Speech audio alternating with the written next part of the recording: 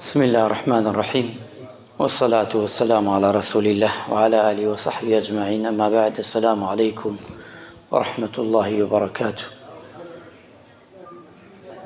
گەیشتنەوە بابەتەمان تەواومان نەکرد لە خزمەتی جەنابتانە. ئەو هۆکارانە چین کە ئەبێتە مایەی عەزابی ناوگۆڕ، سزای ناوگۆڕ. یەکێ لەوانە وتمان خیانەت بکەی لە ئەمانەت، یەکێ لەوانە وتمان قاتع الطەریق جەردە، یەکێک لێوانە لە یەکێکی تر درۆکردن و لەبیرچوونەوەی قورئان کە قورئان لەبەرکەی لەبیری بچێتەوە، و گوێنەدان بە نوێژە فەرزەکان، و زیناکردن دوو لە ڕوو جەنابتان، و ڕیبا و سووق. ئەمانەمان باس کرد لە خزمەتی جەنابتانە.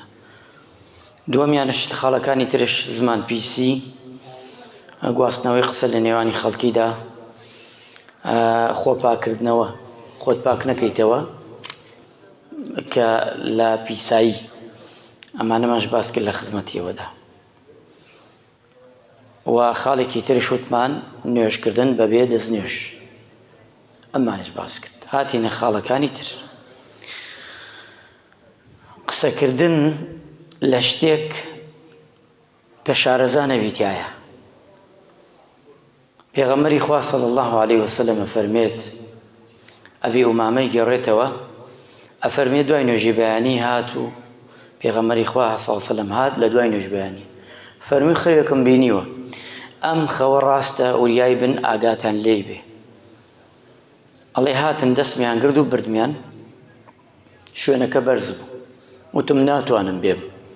وتیان وەرە ئاسانیەکەین بۆت.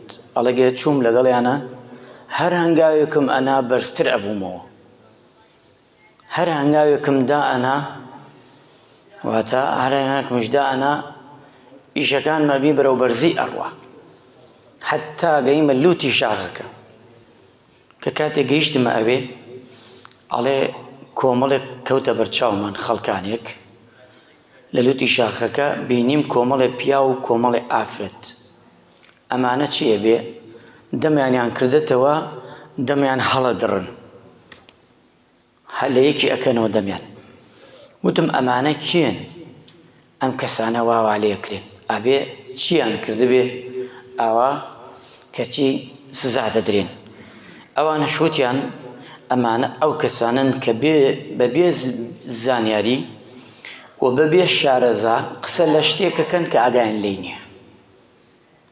ها خەتەرە ئیمانداران، ئەمڕۆ هەموومان قسەکەین لە هەموو شتێک، ئاگای لێ بێ ئاگای لێ نەبێ. بەعجەچار هیچی وان نییە. ئیسە بڕۆرەوە ئەو فەیسبووکە و ئەو تۆڕە کۆمەڵایەتیە بکەرەوە بەناو هەر یەکێ لە ئێمەوە، بەس قسەیە بکە، بزان خەڵک لە خۆی دەسەکاتە چی، بێ ئەوەی علمی هەبێ، بێ ئەوەی خەبەری هەبێ، بێ ئەوەی بزانێ ئەم هەواڵە جارێ ڕاستە ڕاست نییە، وایە وانییە، ئیتر گشتی تەحلیلاتی بۆ بکە. خوا پەنامان بدە. ئەفەرمەیەکێ لەوانە ئەمەیە. پێشە پاشان وتیان وەرە با بچین. ڕۆیشتن، ئێڵێ گەیمانە کۆمەڵێکی تر لە پیاوان و لە ئافرەتان. کۆمەڵێکم بینی ئەم پیاوانە و ئەم ئافرەتانە کە مەبەستی ئەوەیە، ئەفەرمێت کە بینیم ئەمانە بە بزمار و بە مێخ ئەکوترێتە دەمیان و گوێیان، عەفوو چاویان و گوێیان، بزمار و مێخ ئەکوترێتە چاویان بە گوێیان. وتم ئەمانە کێن؟ بە مەلایکەکان پێغەمبەری خوا صلی الله علیه وسلم فەرمووی ئەمانە ئەو کەسانن کە شتیان بە چاوی خۆیان نەدیە، بە گوێیان نەیانبیستووە، ئەڵێن وایە. ئەها ئیمانداران چەنە خەتەرە. قسەیەک ئەکەن نە بە گوێی خۆیان، چاویان نەیانبینە، نە سەتا سەد بە گوێی خۆیانش. لە ڕۆژی قیامەتە ئەمانە بزمار و مێخ ئەکوترێتە چاویان و ئەکوترێتە گوێیان. خوا پەنامان بدە. ئەمانە وردن، ئەم کارانە وردن، بەڵام ئەمانە ئەبنە هۆکارێک بۆت سەبەبی کە لە ناو قەبردا تۆ ئەزیەت بکەشی و ئازار بدری. واتە ئەو کەسانی کە بە چاو و گوێییان نەبینیوە وەچی ئەڵێن وایە. ڕۆژی شکاندن تێینە خاڵێکی تر با لەسەرەوە بچین. شیرنەدان خاڵێکی تر ئەفەرمێ کۆمەڵی ئافرەتم بینی ئەم ئافرەتانە بە پاژنا هەڵواسرا بوون. ئەم بینی مارێکە هات یعنی دەم بەو خوار مارێکە هات گاز بڵێن قەپی ئەگرت لە سێنگیان و لە مەمکێن. وتم ئەی بە مەلایکە وتم ئەمانە کێن؟ وتی ئەمانە ئەو دایکانن کە هەتا 2 ساڵ ئەبێ شیر بدەنە مناڵەکەی نایدا، هەیەتی و نایدا. ئەمە سزازەکە سزایان ئەمەیە ئەم ئافرەتانە. ها ئێستا هەر مناڵی بۆڵێ بڕۆ لە بازار قوتیە شیری بۆ بێرە و ئەزانێ شتێک زۆر ئاسانە خۆی شیر نەدا وەڵا جسمم تێکەچێ و نامچی ئەبێ و ئەم بە زمانە ئەڵێن ئافرەتەکان، بەڵام سزاکەی چەندێ سەختە. خاڵێکی تر لەوانە کە پێغەمبەری خوا صلی الله علیه وسلم بینیەتی ئەفەرمێ کۆمەڵێکم بینی ئەم خەڵکە ڕۆیشتن وتیان با بچین گەیمە پیاوانێ و ئافرەتانێک بە پاژنا هەڵواسرا بوون کە لێویان شەق ئەکرا، کە کاتێک لێویان شەق ئەکرا ئەو خوێن و شتێکی پیسی لە بەردەمیان بوو دەمیان بۆ یەبرد، شتی پاک لە بەردەمیان بوو دەمیان بۆ نابرد. وتم ئەمانە کێن؟ وتی ئەمانە ئەو کەسانن لە ئومەتی تۆ کە ڕۆژوو پێشی وەختی خۆی ئەشکێنن. خوا پەنامان بدە. وریابە شتەکان ئاسان نییە، شتەکان شتێکی سادەیە لای من و تۆ ئەمڕۆم بابەتانە زۆر سادەیە. خەڵک زۆر بە ئاسایی وەری گردووە و بە ئاساییش باسیەکە و بە ئاساییش ئەنجامێدا، بەڵام لەم فەرمایشتا زۆر خەتەر هەڕەشەی لێک. ئایا ئەم مسڵمانی ئەمڕۆ بێ ئاگایە لێی؟ هەندێکمان لەوێ هەر بزانێ و ئەژیکە، هەندێکمان لەوێ لێ بێ ئاگا بێ، ئەبێ بمان ترسێنێن فەرمایشتان. ئەمانە بنە سزای کەچی خوا پەنامەندە عەزابی قەبر.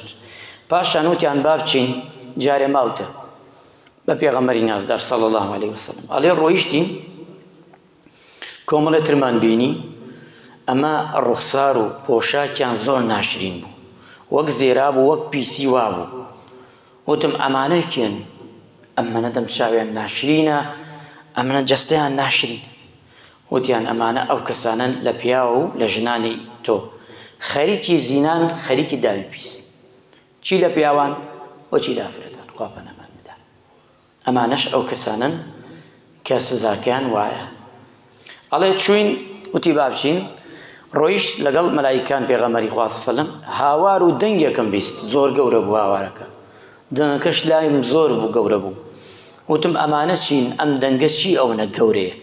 وتی ئەمە ناڵە و هاواری ئەهلی دۆزەخ، ناڵە و هاواری ئەهلی دۆزەخە. ئەوی دەنگەکە ترسناک بوو. پێغەمبەری خوا فەرمی عەلەیهی سەڵات وەسەلام ئەبێ دەنگەکەمانە ترسناک بێ، ئەبێ دۆزەخ چی بێ. ئەڵێ ڕۆیشتین دوای ئەمە کۆمەڵێ ترمان بینی لەژێر سێبەری درەختێکە نووستە بوون. بینیم کۆمەڵێک لە پیاوان، پیاوێک لەگەڵ کۆمەڵێکە نووستە بوون. ئەمانە کێن؟ وتی ئەمانە مردووی مسڵمانانن، بخۆیان نووستە بوون. ئەژێ درەختێکە سێبەرەکەی هەڵاژیا بوون، خەوتە بوون بخۆیان. پاشان دوای ئەمەش ڕۆیشت پێغەمبەری خوا صلی الله علیه وسلم لەگەڵ مەلایکەکان کۆمەڵێ تریان بینی کە ئەمانە منداڵ بوون، لە کوڕ و کچ پێکهاتە بوون مناڵەکان. وتی بینیم لە ناو ئاوێکدا مەلە ئەکەن بۆ خۆیان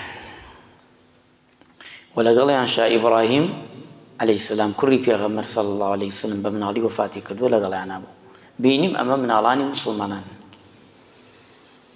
ئەمجا وتی دوایەوە ڕۆیشتین کۆمەڵێکم بینی دەمچاویان زۆر جوان بوو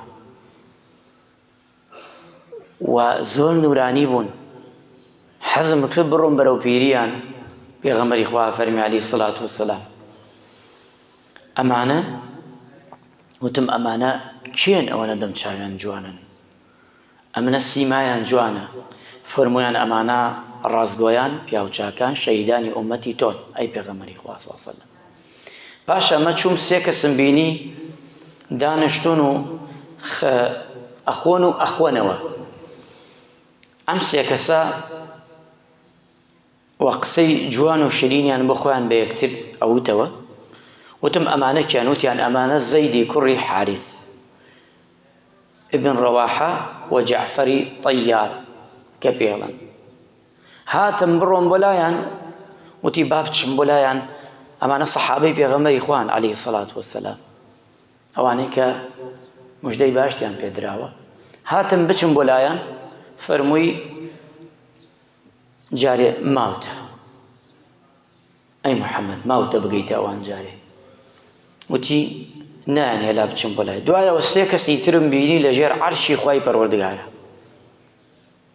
وتم ئەمانە کێن؟ وتی ئەمە ئیبراهیم عەلەیهی سەلام، عیسا عەلەیهی سەلام و موسا عەلەیهی سەلام، چاوەڕێی تۆ دەکەن کە بگەی پێیان. کەواتە ئەمە کۆمەڵێکە لەم فەرمایشتە ئەبێ وریای بێن مسلمانان، بیرخستنەوە بۆ خۆم و بۆ جەنابتانش. ئەم کارانە زۆر خراپە، بێ ئینسانی مسلمان ئاگای لێ بێ. خاڵێکی تر سزای مردوو کە دەدرێت لە ناو گۆڕاوە ئەبێتە سزایەک بۆ ئەو کەسە هاوار و وەیلایە، چی لە پیاوان و چی لە ژنان، بە تایبەتی لە ژنان، چکە ئەم مردووە ئەزیەت ئەکێشە. ئین المەیت يعذب بغضب البكاء أهله عليه. واتە مردوو سزا ئەدرێ بە هاوار و ناڵەی کەس و کارەکەی کە دەنە سەر خۆیانە و سێنگ ئەدڕن و بە تایبەتی لە چینی ئافرەتان یان لە پیاوان دەنگ بەرزەکاتەوە و ئەگیرێ و ناشکری ئەکا و ئەو قسانە. ئەمانە ئەوەیە کە چەند حەدیثێک هاتووە، زۆرە و حەدیثە کافیە کە سزا و ئەزیەت ئەدرێ. خاڵێکی تر لەوانە ئیمانداران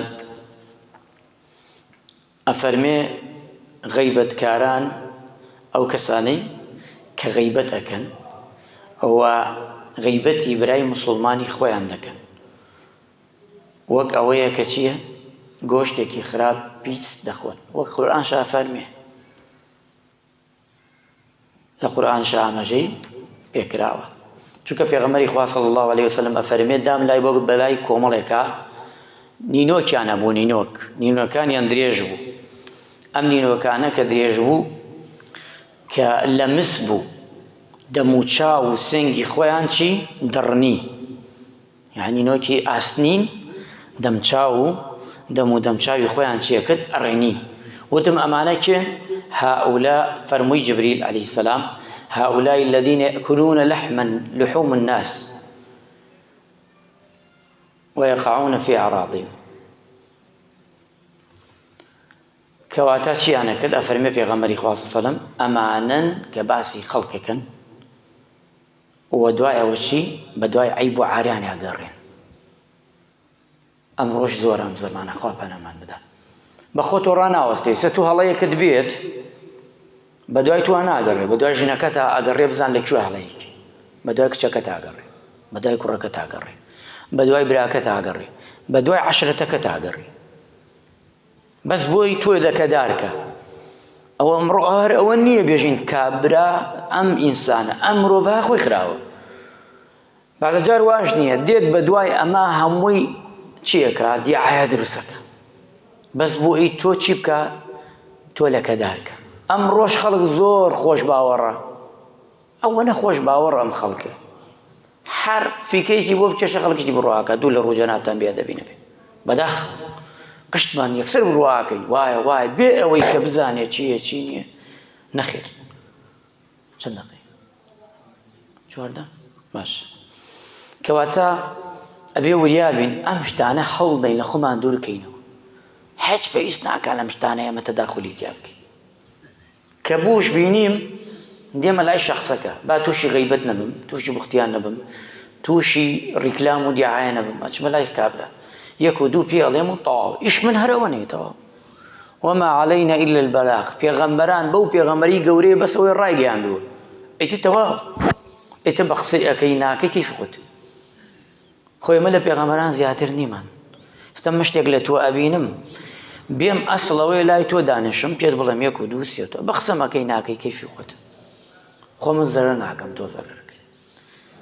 ئیتر بۆ من بڕۆم لای 10 کەس و 20 کەس و لەیلا و لەولا باسی کەم خۆم گونەحبارەکەم تووشی غەیبەت تێم، ئەگەر وا بێ هەر غەیبەتە، ئەگەر وا نەبێ نەمیمەیە، تووشی ئەو سزاکانی تر ئەبم و ناشرینش ئەبم، چکە بۆ من بە دوای عیبی خەڵکا گەڕام بەخوا وریابە خوای گەورە کەسێکت بۆ ئەنێرێ سبەینێ عیب لە ماڵەکەت دەرەکە. ئەگە خۆتش نەبی کوڕەکانت کچەکانت مناڵەکەت گشتی، چکە بە دوای عیبی خەڵکا گەڕا خوای گەورەش ئاوان نایە لە ئیماندارن ئەبێ وریابین. خاڵی کۆتایی ئەو شمل ئێماکە، خوا لەو کەسانەمان نەکە. پێغەمبەری خوا فەرمی عەلەیهی سەڵاتو وەسەلام بینیم کە شەو بەرز بوومەوە لە باسی ئیسرا و میعراجەکە، کۆمەڵە پیاوم بینی لێویان بە مەقاش پارچە پارچە ئەکریا، لێویان وتم ئەمانە کێن؟ و گۆشتیان لێ ئەکریاوە پارچە پارچە و یعنی گۆشتیانش لێ ئەکراوە. وتی ئەمانە خۆتەبا ئومەتی أمتك الذين يقولون ما لا يفعلون ويقرؤون الكتاب الله ولا يعملون به. أما وتربيجاني أمتي تون كشتي بخلق ألين خوان نايك قرآن خوانن كاري بيناك خوي يقول لك سنة منك بمنو بيا وشو خوي يقول رحمة مولايت منك عقيبة خير منك لسزاي كور لنا وقوردا لێمان دوور کاتەوە ئەم سیفەتە ناشرینانە. خوایە ئەگە نیەتیامانە سپاسی تۆ بکەین، ئەگە هەیەتیامانە خوایە دووری خەیتۆ لێمان. یا ڕەبی خوایە سزای گۆڕ نەجاتمان بدەی، لە کەسوکارەکانمان لە سزای گۆڕ ئەی پەروەردگارە لێ تەپاڕینەوە دووری بخەیتەوە. یا ڕەبی خوایە لێ تەپاڕینەوە بە باش شادمان بکەی لە ئاگری دۆزەخ نەجاتمان بدەی. یا ڕەبی خوای عیبادەتمان لێ قبوڵ بکەی. آمین آمین والحمد لله رب العالمين.